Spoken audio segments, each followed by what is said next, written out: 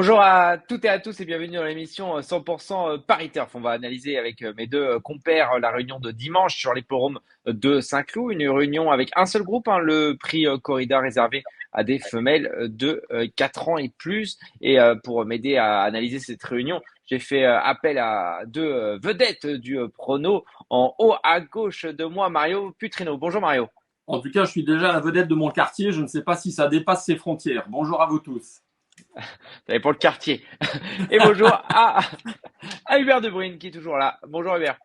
Bonjour François, bonjour Mario, salut à tous. Allez, on va tout de suite attaquer dans le vif du sujet avec le prix de Saint-Germain-en-Laye. C'était une course pour des réclamés de 2 ans. Ils ne sont que 6 au départ. Mario, tes deux préférés. Alors, 900 mètres, hein, c'est rare, des 2 ans, des précoces, des chevaux qui ont déjà couru. Écoutez, là, ce Bad Boy a été supplémenté, hein. Son entourage a certainement senti que ce poulain était capable de bien faire. Donc, de l'expérience, de la vitesse, on descend de catégorie, dont là, ce Bad Boy, on aime. Et puis derrière, attention, le numéro 3, Buttons Up, qui a progressé sur sa deuxième tentative. Donc là, c'est le 3. Hubert. Je vais le même favori que Mario, Bad Boy, qui au départ de son premier réclamé semble confronté à une tâche à sa convenance. Et je vais lui opposer un cheval qui a déçu pour ses débuts, mais c'était c'était un lot qui était plus relevé. C'est le 2, Prince Chala. Dans un réclamé comme ça, même si c'est un réclamé de luxe, il doit être capable de tirer son épingle du jeu. Donc le 1 et le 2. On passe à la deuxième, c'est le prix Pirette. Est-ce que Hubert, on a un lancer franc dans cette épreuve? Oh. Ouais, c'est un bon lot. Il n'y a pas beaucoup de partants, mais il y a deux chevaux qui semblent avant le coup se détacher. C'est l'As Beauvatier qui a fait forte impression le jour de ses débuts. Il s'est imposé de plus de 5 longueurs. Et je vais lui opposer le 4 Ramatuel qui, elle aussi, s'est imposée avec de la marge en débutant, mais peut-être face à une opposition un peu moins relevée. Ouais, j'ai Bah, exactement la même analyse qu'Hubert, hein. C'est vrai que c'est un lot qui semble intéressant avec la présence de Beauvatier, grosse impression dans le prix du coq chantant.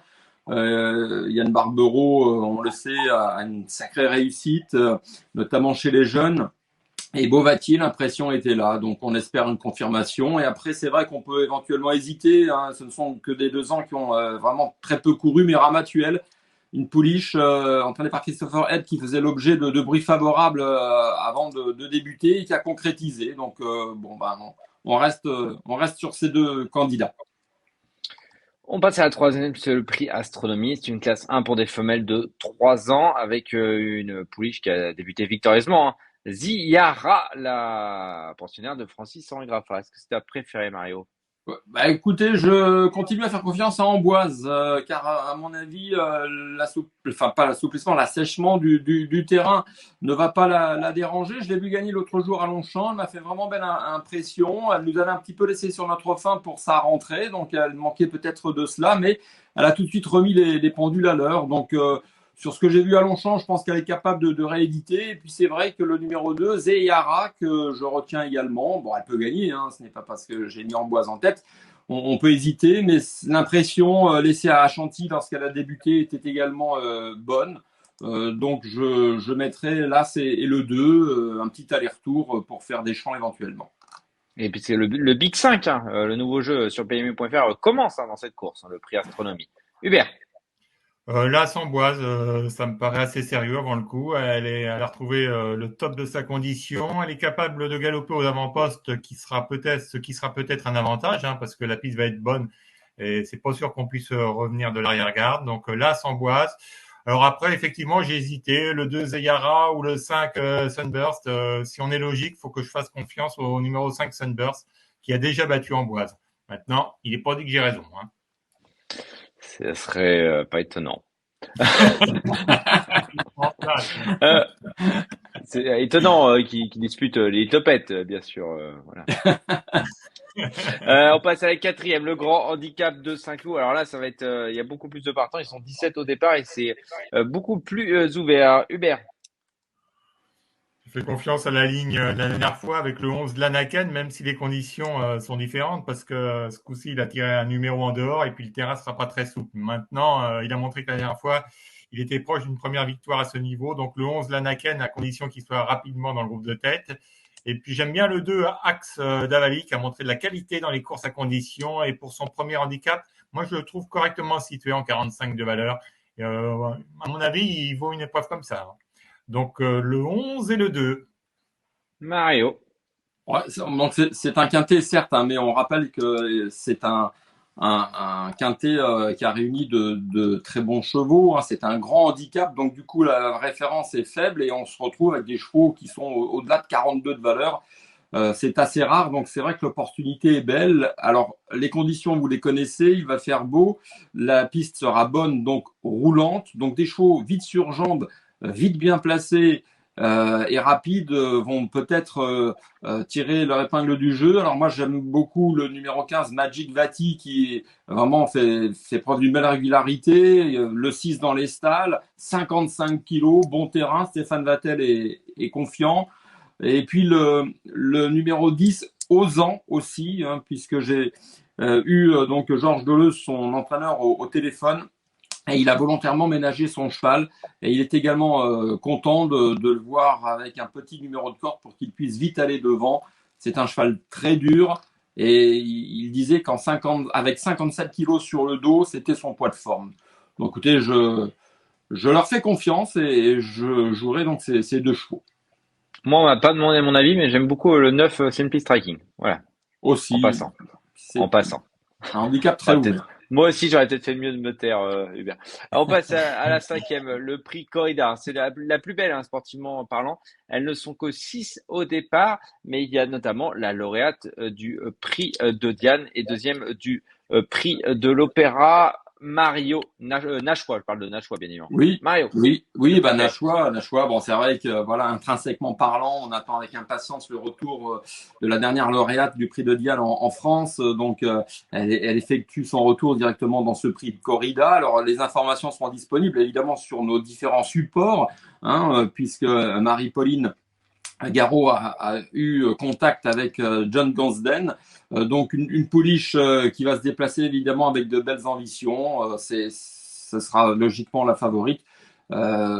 Derrière, elles peuvent toutes disputer les accessites. Alors moi, je fais confiance à Marquise de Sévigné, le numéro 5, qui a vraiment échoué de très peu l'autre jour et qui pourrait donc prendre sa revanche sur India. Donc le 2 et le 5. Hubert. Bon, on est obligé de mettre en tête le 2 Nashua qui est la plus titrée du lot. Après, j'ai hésité. Effectivement, Marquise de Sévigné, c'est une chance. Elle n'a pas eu le meilleur des parcours la dernière fois, au contraire d'India.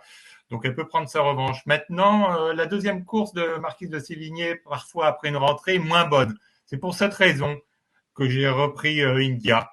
Là encore, je peux me tromper. Donc, 2 et 3.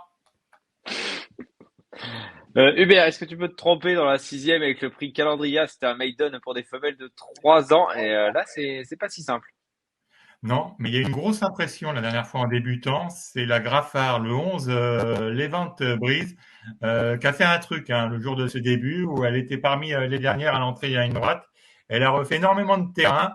Donc là, si la course est suffisamment rythmée, elle a certainement la qualité nécessaire pour briller en pareille compagnie. On fait confiance cette fois-ci. On fait appel à Michael Barzalona. La dernière fois, je crois que c'était Tony Picon.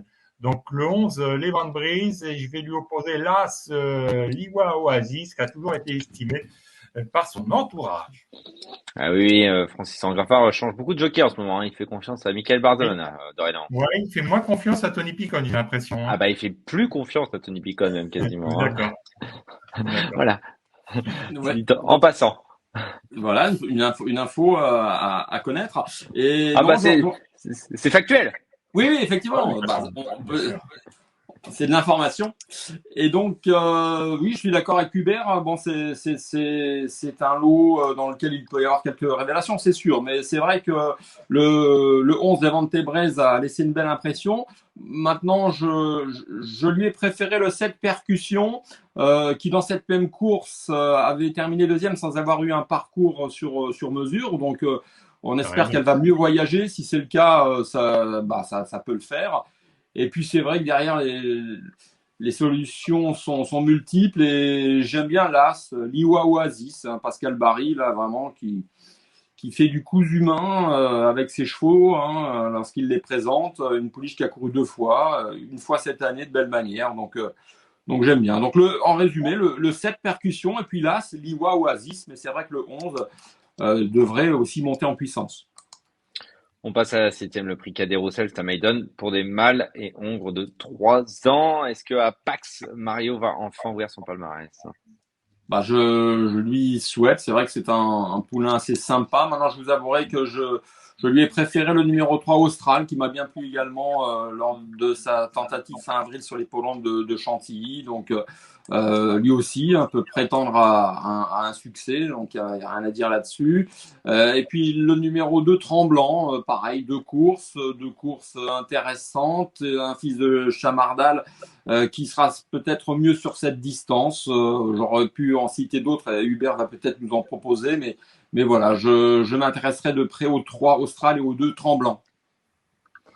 Eh bien, le 7 Apax, favori logique, un cheval qui est confirmé à Saint-Cloud, qui est confirmé à ce niveau et qui cherche sa course et il mériterait de voir sa régularité récompensée. Donc le 7 Apax en point d'appui solide. Et je lui ai opposé le 2 Tremblant, il a toujours été chuchoté sur les courtes distances, il n'y a pas de fumée sans feu, et il sera peut-être mieux, comme l'a dit Mario, sur 1400 mètres.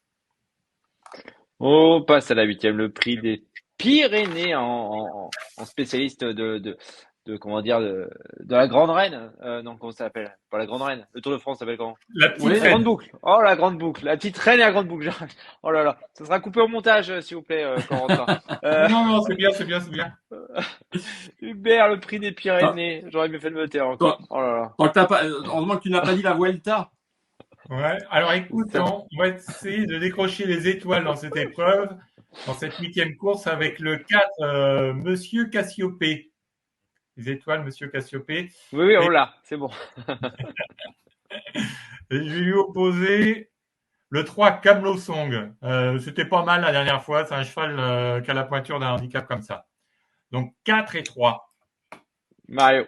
Oui, c'est vrai que ce sont des chevaux qui se tiennent de près. Il y a une ligne, mais c'était en terrain lourd. Monsieur Cassiopée, deuxième début mai à Chantilly, battait donc l'As Argile Pink Diamond, la pouliche donc montée par Gérald Mossé, et Camelot Song terminé troisième. Donc voilà, ce sera une question de parcours, d'aptitude au terrain, puisque celui-ci, on le répète, va se raffermir. Donc, en résumé, je mettrai l'As Argyle Pink Diamond devant le 4, Monsieur Cassiopée. Et on passe à la 9e et dernière, le prix de l'Atlantique. Mario, tes deux préférés. Ouais, deux préférés dans cette course ouverte, le numéro 6, Chop Day, qui reste sur des tentatives lui offrant ici l'opportunité de gagner. Puis le 7, Alma Bella, attention, elle a gagné en petite province en dernier lieu, donc une possible révélation dans cette catégorie. Donc le 6 et le 7. Hubert.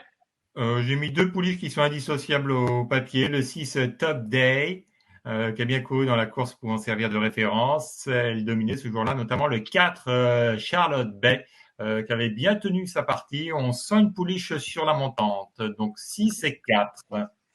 Et André Fab qui fait les secondes épreuves de handicap, là, ça ah ouais, les temps sont durs pour le petit dé. Ah, exactement. C'est la fin du mois, hein. Faut essayer de gratter un peu. Je crois qu'on a été complet. Il nous reste plus qu'à regarder votre shell de la réunion. Mario. Bon, vous savez que j'aime bien aller dans les handicaps, donc le grand handicap de Saint-Cloud est vraiment amusant. Il est très difficile, donc on espère que les places seront belles en cas de défaite. Mais le numéro Magic Vati, c'est le numéro 15, donc le quintet, c'est la 4e épreuve, donc le 415 Magic Vati. Voilà, il a beaucoup d'atouts dans son jeu. Peut-être va-t-il renouer avec la victoire, une victoire qui le fuit depuis plusieurs semaines, associé à Théo Bachelot à 55 kilos. Donc, on le joue en jeu simple, en gagnant et placé. La victoire le fuit aussi depuis plusieurs semaines. Je parle bien d'Hubert. Hubert, ton préféré? Allez, dans la 6e course, une épreuve à condition pour femelle de 3 ans, le 11, Levant Breeze, qui a couru de première en débutant. 611. Parfait. Merci beaucoup, messieurs. Merci à Corentin, à la régie. Et puis, on se retrouve la semaine prochaine pour un nouveau numéro de 100% Paris Turf. Bon week-end de la Pentecôte à tous. Bye bye, bon jeu. Merci à vous d'avoir suivi cette vidéo. Alors pour vous abonner à notre chaîne YouTube, c'est ici. Et pour suivre encore plus de vidéos Paris Turf, c'est de ce côté.